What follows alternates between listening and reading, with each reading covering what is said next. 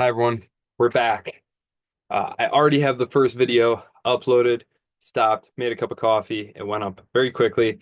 So really excited to be back. I left you all last time uh, in the Soviet Union, so I'm really quickly going to explain the reasons why the Soviet Union broke up. It is a quiz question for this week. It's an important thing to understand, uh, and it goes back to several of the things that we've been talking about. So I think what I'm going to do is I'm going to share my screen, and then we're going to talk very briefly about why the Soviet Union fell apart. Uh, it's falling apart during a period when it's actually trying to reform itself. The leadership is trying to reform it.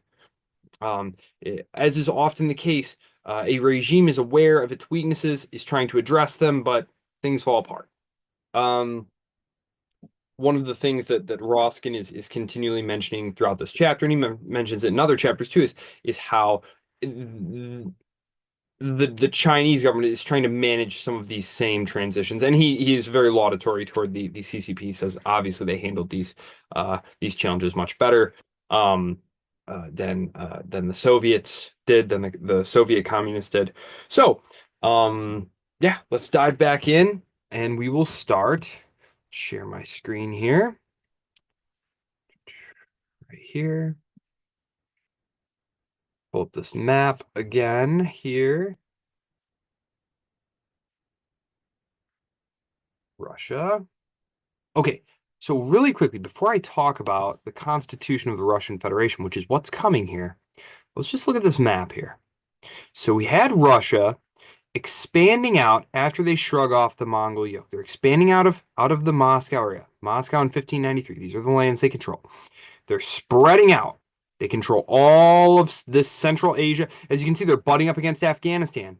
This is why in the 19th century, right here, you see the dark green and the orange there, right here. This is why the Russians and the British were so antagonistic during this period, because this Afghanistan, or these are the approaches to India. It's very important not to allow the Russians to get down. This is why the British and the Russians are sort of battling here. Not it's quote unquote the Great Game is what they called it, but you can read some good books about that.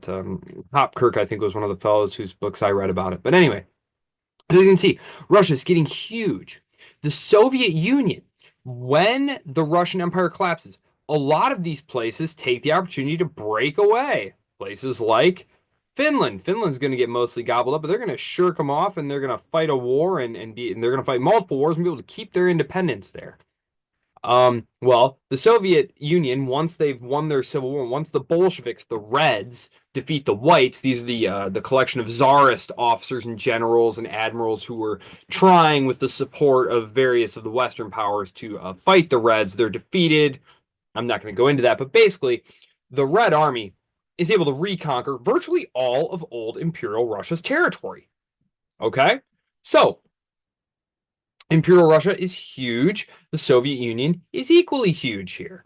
And just like the Imperial Russia was pushing down into Afghanistan, so too the USSR is going to push down into Afghanistan. And just as the Imperial Russia was interested in dominating Central Europe here, in Eastern Europe, and having access to the Baltic, to the Black Sea here, into the Baltic, so too, sorry, these are the Imperial Russia, so too the communists are going to be interested in this. Now, when the Soviet Union falls apart in 1991, as we can see, there's going to be a lot of breakaway regions here. You can have all these Central Turkic people break away, have their own states. The Baltic states are going to get out. Poland, Eastern Europe there. So as you can see, Russia today, the Russian Federation, is as small as it has been in hundreds of years. In hundreds, really, since the time of Peter the Great. This is the smallest Russia has been since the time of Peter the Great. Again, if you accept those few years where Imperial Russia had collapsed, and the Soviets were fighting the whites, and there was civil war in the country, and it was very fragmented. So that's just a point about Russia today. Is it's much smaller than the old Soviet Union, and it's much smaller than Imperial Russia. Okay, so a lot of these Eastern European states and Slavic states, these were for a long time very much in Russia's sphere of influence. Remember, a lot of these people down here in the Balkans were actually dominated by the Ottoman Turks, the Muslim Ottoman Turks. And so they sort of looked to Russia as their Orthodox Slavic protector. And in fact, it was Russian help in the 19th century that's going to foment and help get the Bulgarians and the Serbians their own independent states again. And I'm not going to get into the cause of World War I. Take the 20th century European history class. We talk a great deal about it.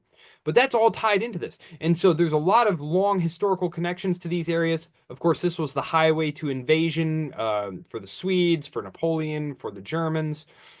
So the Imperial Russians and the Soviets, and now the Russian Federation all kind of have the same sort of geostrategic interests and thoughts as far as Eastern Europe goes, and as far as Central Asia goes. But they try to maintain good relations here with their former uh, federal states. I'll get into the federal aspect there of it in a minute. But first, I just want to talk about why does the Soviet Union, why does the Soviet Empire break up? Why does it fail? Okay, three interconnected things. Number one, it's wildly inefficient socialist centrally planned economy. No private ownership, all state planned, state run. You just don't know what you're going to need next year or years in advance. How much of it? Where's it going to need to be? One of the things that multiple Soviet leaders, once they started visiting the United States, were really like baffled about was like they'd go to the supermarket and there would be all these different products and tons of it, and who is in charge of making sure which state industry is in charge of making sure that this, bread is done? Where's your Ministry of Bread? And, it was very baffling that, well, the market forces just do that and people just adjust supply and demand according to price. And, that's how that works. Markets. These did not exist in the Soviet Union, really. There was, the quality of the goods. So number one, you had a centrally planned economy that was hopelessly inefficient. You also had them competing in an arms race with the United States, which was sucking resources out of the economy on things like war and missiles and all these different things, and funding proxy states elsewhere in Africa and Southeast Asia, in Central America. So you had all this money flowing out of the country. And yes, it was a prestige project. Russia, the Soviet Union was very strong, and the Soviet Union was really based on kind of, yes, it was Marxist Leninist, but there was underlying that was a lot of the same sort of old school Russian fatherland patriotism. It's why World War II is called in Russia the Great Patriotic War. Patriotism and nationalism. This was supposed to be some sort of bourgeois thing that Marxism was going to go beyond. That the worker has no country. That the workers of the world will unite. Well, this was not what happened, obviously. And the Soviet Union had no problem playing on intense Russian chauvinism in order to help maintain its rule. And of course, this was something that the other ethnicities looked, sort of askance at, didn't really appreciate, didn't like this kind of overbearing Russian domination here of the institution. But so you had all of these different things happening. You had the competition, the global competition. For territory, for influence, for resources. You had the economic inefficiency, and then you had the nationalities. You had these resistant nationalities who were all grouped up conveniently and who had been given linguistic and sort of cultural rights to sort of retain their own nationality, basically. So when central power weakened, much like in the case of Yugoslavia, which I won't go into the Yugoslav example, but he does mention it on shoot, right toward the end of the chapter here. Sorry. It's an interesting little section here. 263. He talks about Yugoslavia, the Kingdom of the South Slavs, and the eventual communist state of Yugoslavia there, as being kind of a mini Soviet Union, in the sense that you had all of these tightly grouped culturally and linguistically autonomous peoples who, once central power weakened, sort of had a tendency to pull away and do their own thing and want more autonomy and more independence. And so the nationalities problem, Gorbachev said that was the one thing that he really underestimated. He said he understood the problem that we need to reform the economy, that we need to get more market forces in the economy, that we need to grow the economy. I'll talk about Gorbachev in just a second. But he said, I understood that. I understood that we needed to call off the Cold War. We needed to call off the arms race. Did that in the 1980s. But I underestimated the nationalities problem.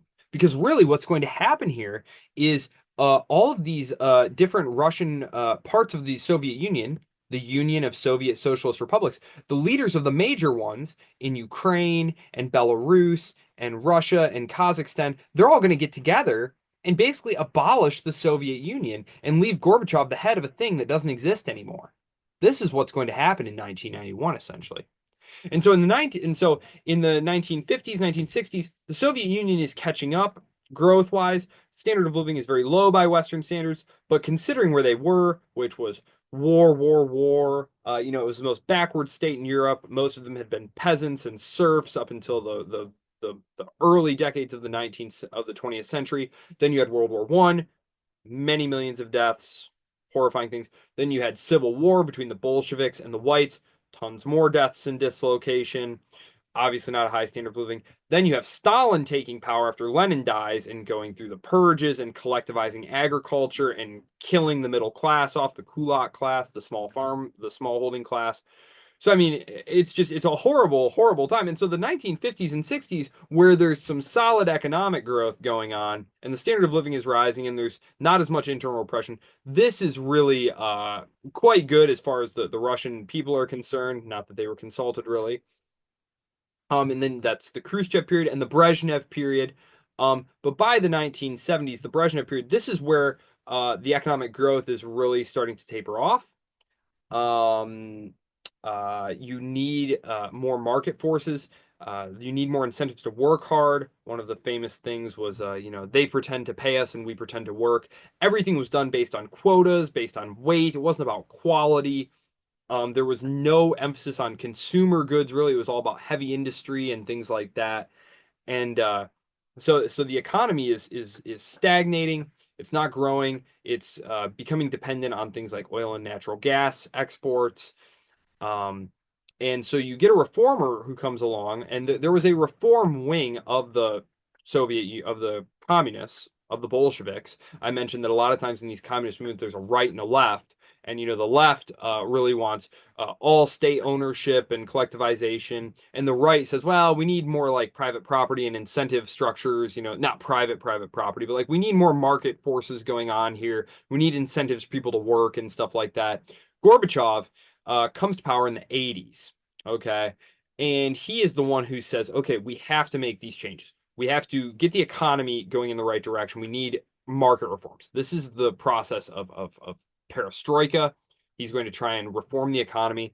Then we need to call off the Cold War. This he does in a series of deals with Ronald Reagan and then with George H.W. Bush. The Cold War ends in the 1980s. That's something a lot of times people conflate the end of the Cold War with the fall of the Soviet Union. Like, oh, in 1991, the Soviet Union collapsed and the Cold War was over and we won. The Cold War had been over.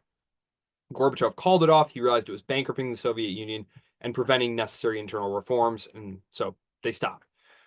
And then he calls off the very unpopular war in Afghanistan. So things like imperial overreach, stopping supporting the client communist governments in the East here, in East Germany and places like that, trying to reform the economy. These are all the things that are happening. And of course, again, he's going to lose control of this process because Gorbachev is trying to balance this very fine line. Because when you attack a bloated, corrupt bureaucracy, which is what the Soviet Union was. It was just a massive, bloated, corrupt bureaucracy where the party officials were living very, very good lives, luxury goods, access to things like that. Whereas the common people were lucky to get an apartment. Life expectancy was, not terribly high compared to the West. There were very few consumer goods. It was very tough living. Your job was secure, and you weren't going to starve to death, and you weren't going to be killed So, life was, not intolerable or anything, and life was very steady and secure. But essentially, what's going to happen here is Gorbachev is going to lose control of this process. As I said, the heads of the various socialist Soviet republics are going to get together and basically sign a treaty abolishing the Soviet Union, declaring all of their independence, and making Gorbachev the irrelevant head of a thing that didn't exist anymore. He talks on 235 about the attempted coup in 1991 that kind of set the stage for this because Gorbachev had been kind of tilting back and forth, like, I'm going to reform.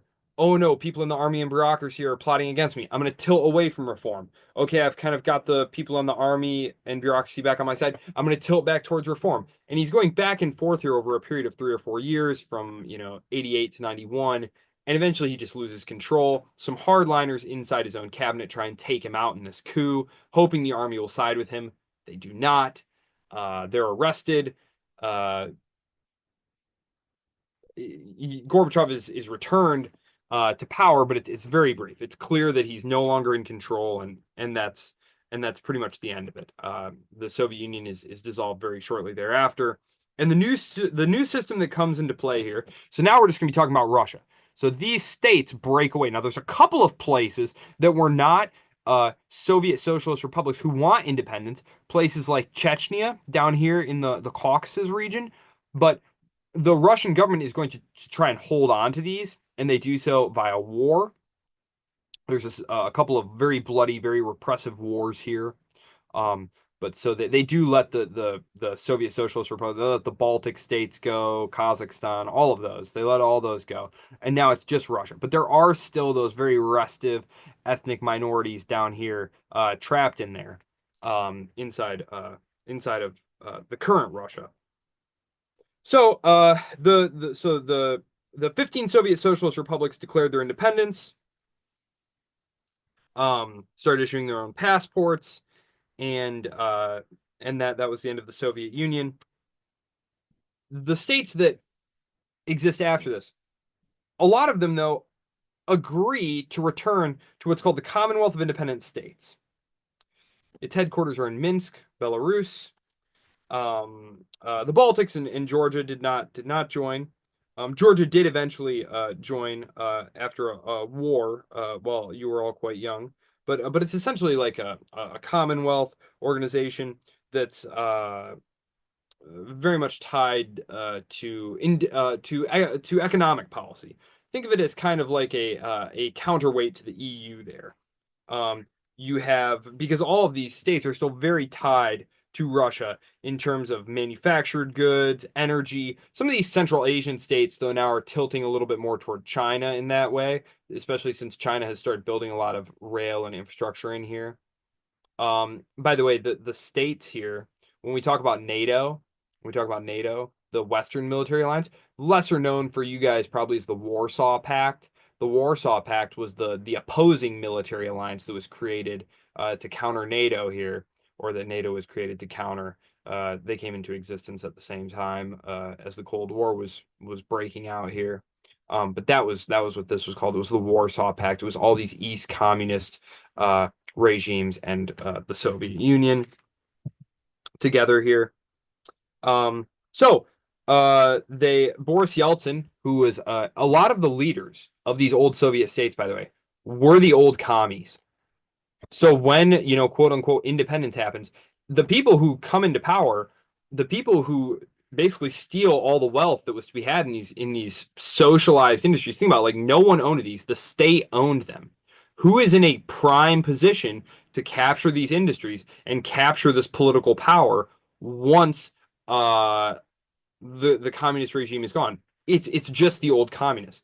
A lot of these places are still ruled by ex-communists, ex-KGB, very close ties. The industry is going to be grabbed up by the people who were state management of these industries. This is what's going to happen here.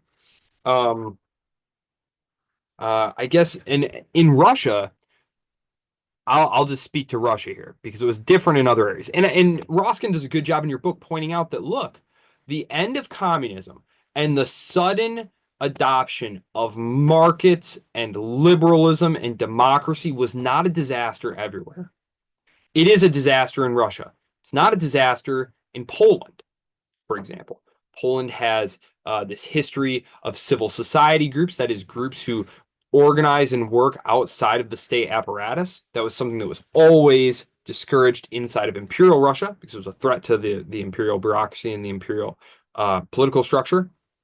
It was obviously deadly and discouraged underneath the Soviet Union, the USSR. Um, and then there was also this history of representative government, of markets, and of capitalism in these countries like Poland. So none of that exists here in the Soviet Union, and the 1990s are one of the worst decades in recent memory for these people because you have hyperinflation, you have the central bank, you have the Russian government defaulting, which was hugely humiliating and destructive to the economy. All of a sudden, these guaranteed jobs and pensions that had always been there, yeah, they weren't much, but you weren't going to starve or like, lose your apartment or something, like no matter how crappy it was. All of a sudden, it's kind of like a free for all, and it's very discombobulating for people who, for many generations, going as far back as any of them can remember, have basically been ordered about and taken care of by a central state. And now all of a sudden you're being told, no, you need to get out there and look for a job and find an apartment and start a business. And okay, we're going to vote for people to run the government and we need to craft a constitution. It's just a lot to have happen all at once. And again, what winds up happening is the old Communist Party elite and the old security elite, the bureaucrats in the security apparatus and in the Communist Party's apparatus, they wind up basically grabbing all the state industries very, very cheaply. A lot of the wealth is expropriated and taken out of the country, while the ordinary Russian, their quality of life drops tremendously. At one point, the average life expectancy of a male in Russia drops into the 50s. And this is in 1990. This is in the 1990s. It's very, very bad. Crime is everywhere. Corruption's rampant. The mafia is everywhere. Organized crime. There's war, bombings, terrorism. It's horrible. It's very, very bad. Um, and so he does a good job talking about that, but it's one of the reasons why, as a Westerner, Putin, who he talks about a lot, and of course, Putin has been in power in Russia your entire life. All of you were born after 2000. He takes on the presidency before you were even alive. Yes, he has cut down on civil society groups. He has centralized power, captured the media, uh, in a variety of ways that we're going to talk about here shortly, pretty much runs the Russian state and has for a long time. The fact is, under him, living standards went up by a factor of 10. We talked about this in the case of the Chinese Communist Party. How much democratic representation, how much involvement in government would you demand if your income had gone up by a factor of 10 in the last 25 years? Especially if prior to that, there was also a lot of lawlessness and crime and corruption and violence in the streets. Um, and people going hungry and just poverty everywhere. So again, it's important to understand that this was the experience. You went from the Soviet Union, which was admittedly, not a lot of growth. You're relatively poor compared to people in the West, not a lot of consumer goods, but you're safe. You have guaranteed employment. There's not a lot of crime, nothing like that. To the 1990s, where it's just this lawless free for all, where there's tons of poverty. And yes, you have liberalism. There's lots of freedom of the press. There's political parties popping up everywhere. There's different papers and competing networks and all that stuff. And yes, there are free markets and stuff, but it's largely being captured by sort of the worst kind of crony capitalism. So it's important to understand why Russians were willing to simply go with Putin. Like, yes, there have been protests under his rule, but they've been pretty minor. And even Roskin admits that like Putin enjoys broad support. Putin would win elections even if they were more fair. Which of course, having a hand on state media and different things like that, of course, they aren't entirely fair like that. But that's just so you understand the mentality of what's going on here. So, as far as what kind of system they set up, They have it's a technically uh, a presidential system with a very, very strong president. It's modeled on the French there. Um, I don't know what else I want to tell you about that because there was a reform made here to the president because originally the president was elected for two 6-year terms. Um, but there was a reform that was made to it back in 2020 actually. Um, the Duma passed a constitutional amendment which reset Putin's previous presidential terms. So even though he was president from 2000 to 2008 and then from 2012 to present, they basically allowed him so that he could run again in 2024 and 2030.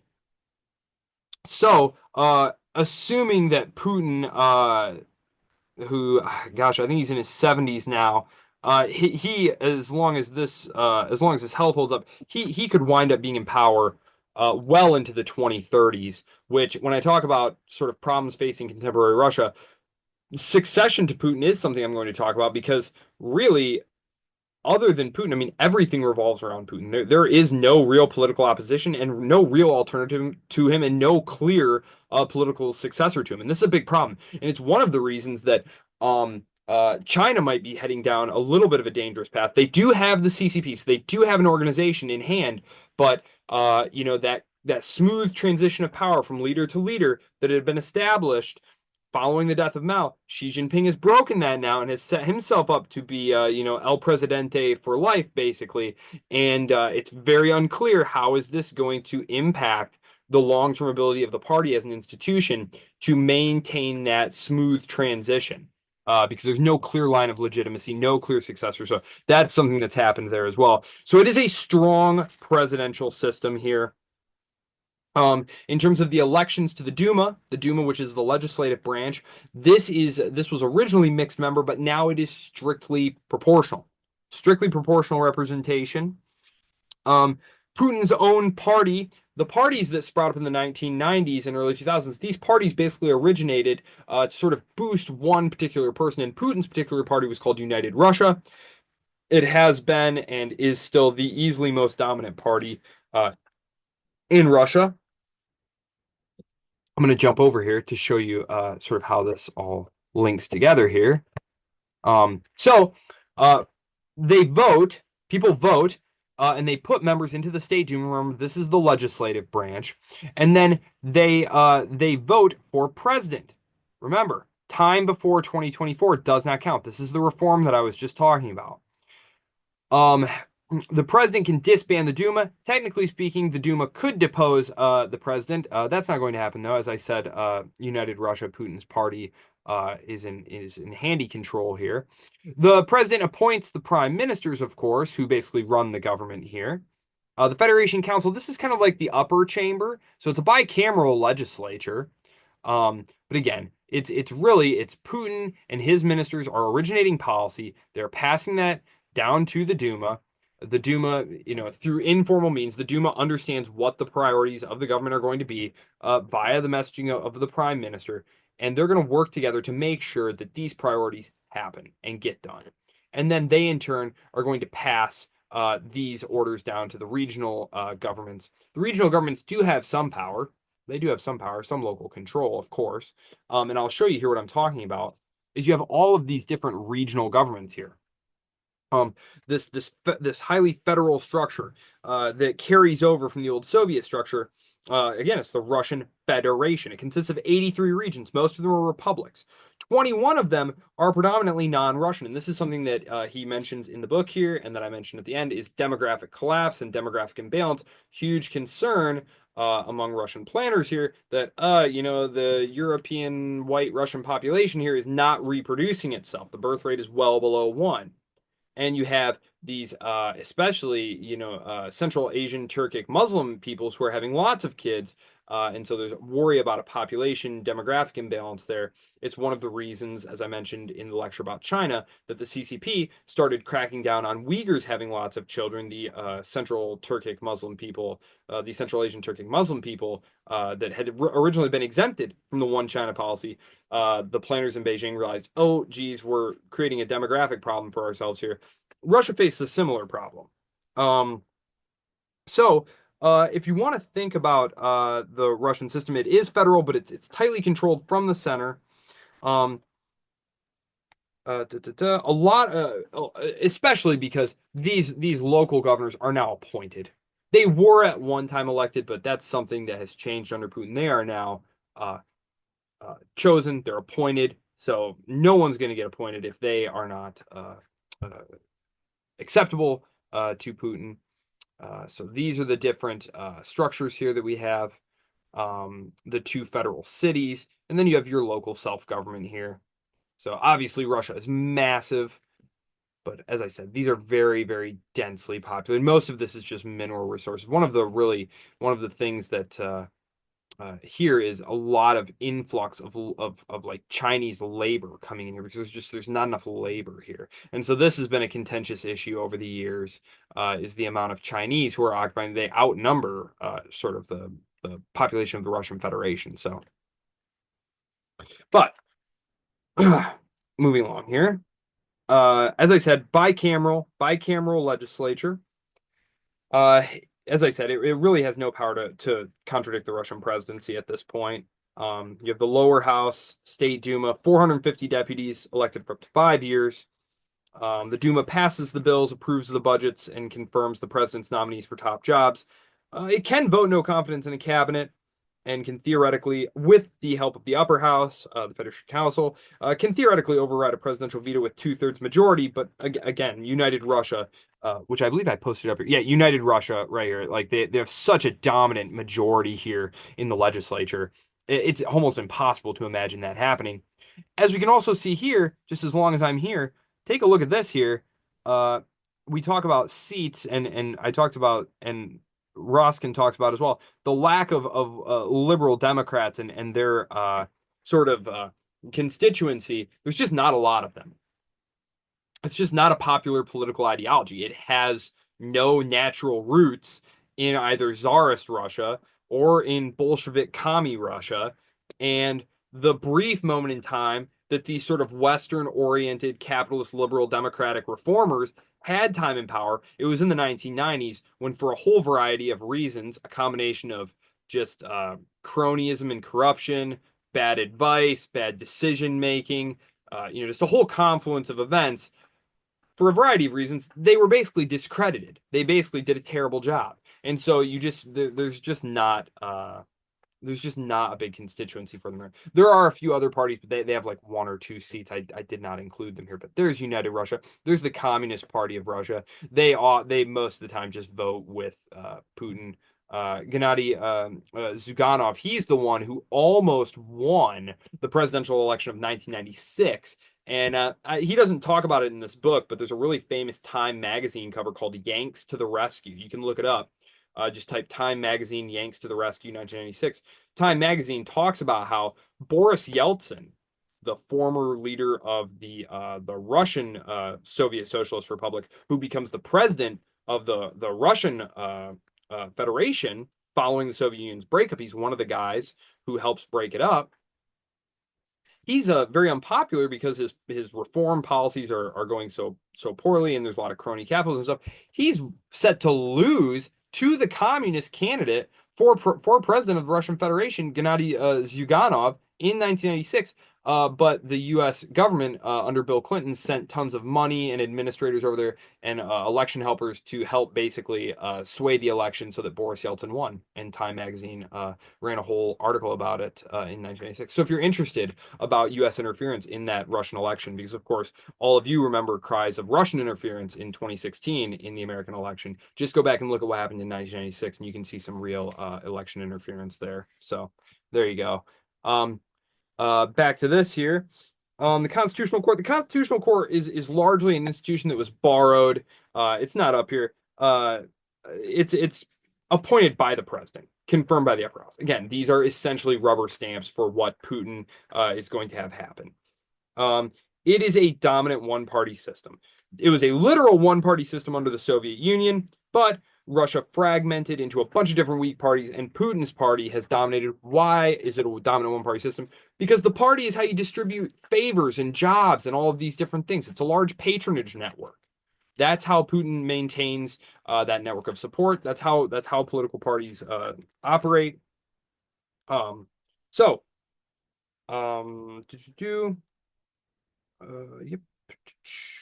I'm just going to take a quick look here and see if there's anything else that I had wanted to mention here. Um,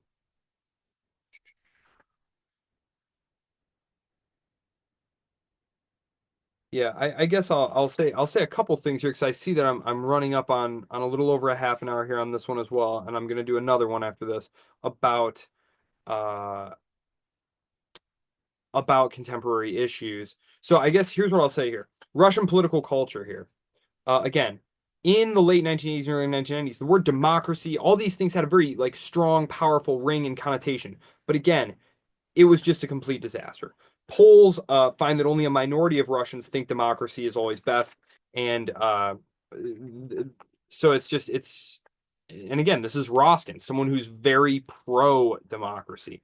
Uh, there was just this assumption that if you just, and this is something that we saw in Afghanistan and in Iraq, there was just this folly that you could just take down these old structures and just plant a parliament building and just some banks and say, okay, now you're a liberal capitalist democracy and it's all going to work. And it just didn't. Uh, he says here, we, he's talking about we, because he was one of these people, we naively assumed that the collapse of the communist regime would unleash liberal democracy and free market prosperity. Instead, it brought monumental lawlessness and poverty. A handful of oligarchs got very rich buying state businesses, especially oil, at giveaway prices. Mafia gangs were into everything, including government. It was a kleptocracy. The breakdown demonstrated what some scholars had long suspected, that under the law and order surface of Soviet rule, Russian society was very weak, and there was no foundations that could sustain a free democracy or a liberal capitalist society. And again, this is why I spent the time that I did talking about all those centuries of Russian's history, where in the West, we had the building of representative governments and the rule of law and private property and capitalism and all of these different things. That was not happening in Russia, and so it was silly. It was very silly. Obviously, everything is obvious in hindsight, but there were plenty of people at the time who were saying this is a bad idea. So, um, and it explains why, again, it's hard for people when, you know, things happened in 2014 and in 2022. There was just this notion that the Russian people will be mad at Putin and they'll side with America about things and they'll want to overthrow him and institute liberal capitalist democracy. No, that's not how they feel about things. The reason that Putin is popular is because Putin, by and large, uh, represents what Russians by and large want. It's not to say there's no opposition to his rule. Obviously, every regime has opponents, but yeah, basically, then what we have here is a Russian Federation that is basically bound together by United Russia and through a system of patronage, with Putin at the top, who is balancing players within the system. They're all loyalists. They control various industries from media, like television, newspapers, oil, gas, metals, aluminum, security forces, all these different things. And they are balancing within the system because all of them are getting rich and powerful from the system. And Putin basically manages conflicts between them with him at the top. A good illustration of this is what happened in Chechnya. Chechnya had been this ulcer in the 1990s. There was terrorism, there was war. Putin essentially picked out a guy and his family, his clan, and said, "Okay, you're basically going to be my guy here in Chechnya now. I don't want to hear any more explosions and problems from down here. You're going to be the one in charge down here." And the situation in Chechnya calmed down significantly. Not to say that it isn't bloody and pretty ruthless, but that is essentially what had happened there. And I think it's a good microcosm of what's happening. Putin has his guy there. He's part of Putin's patronage network, and he manages this area for the benefit of Putin's regime. And again, that's the way the system is set up to work. There's really nothing ideological about the system. It's not socialist, free marketish, not communist. There's a lot of references to like great Russian patriotism and the strong sense of love Russians have for their country. Just kind of your typical patriotism stuff. Putin is basically like kind of like kind of a Republican in that way. Just kind of like hugs the flag. Um, is very pragmatic, is just looking for what will work. In terms of how he sort of buys the loyalty of the average Russian, there are pensions, there's healthcare and things. This is all subsidized and paid for by oil and natural gas exports. That's one of the ways that Putin raised the standard of living, was through redistributing the state's resources in that way. So that's basically how it works there. And again, under Putin, you went from lawless stagnation and falling standard of living to standard of living goes up by a factor of 10 in the first 10 years of his rule. And then they were able to weather the great financial crisis. And then I'll talk more about the Ukraine business because that actually starts earlier, starts in 2007 to 2014. But um, so there you go. That is the transition from communism to the Russian Federation, from the USSR to the Russian Federation. Putin, of course, was a KGB officer. He rises to power through. Uh, he was in Moscow, I believe. He was connected to a very powerful, yeah, yep, mayor there. And he was brought uh, to the capital by Yeltsin, who made him the head of the FSB, which was the successor organization to the KGB. And so that's where Putin came from. He was a securocrat, the Siloviki, the sort of uh, the the security apparatus strongmen who very much dominated Russia once the chaos of the 1990s had been put to rest. So um, there you go. I will talk more about contemporary issues there. Again, you have the president, you have the Duma, bicameral, proportional representation. It's a very strong president at the very top. It was made that way on purpose. It was Yeltsin actually who wanted the strong president. Um, and then you have the federal structure with all the different regions. But again, the chief executive of each region is appointed by Putin, by the center, by the president. And so yeah, and the state is basically propped up by mineral wealth exports, everything from uranium exports to oil and natural gas exports. That is basically what that's how the Russian state gets its money. It's how it pays its people their subsidies and props up their standard of living. And that's the system. Putin manages it through his patronage network, through his clients, and through his United Russia Party. And there you go. When I come back, we will talk about contemporary issues in Russia. Thanks a lot.